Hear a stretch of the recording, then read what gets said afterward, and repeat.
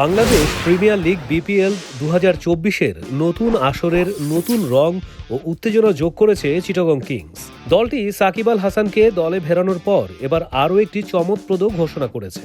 BPL ইতিহাসে প্রথমবারের মতো চিটাগং কিংস নিয়োগ করেছে একজন অফিসিয়াল হোস্ট, কানাডিয়ান মডেল, অভিনেত্রী ও ক্রিকেট প্রেজেন্টার ইয়েশা সাগরকে। ইয়েশা সাগর শুধুমাত্র একজন মডেল নন, তিনি একজন অভিনেত্রী, ফিটনেস ইনফ্লুয়েন্সার এবং ক্রিকেট প্রেজেন্টার হিসেবেও আন্তর্জাতিকভাবে পরিচিতি অর্জন করেছেন। তার ক্যারিয়ার শুরু হয় কানাডায়।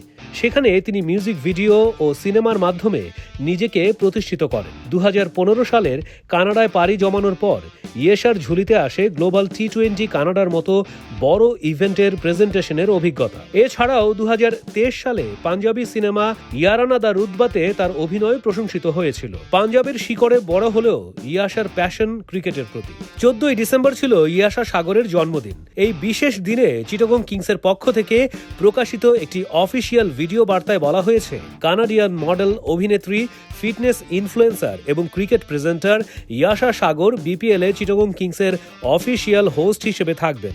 Hi everyone, I'm Yasha Sagar and I'm joining Chittagong Kings.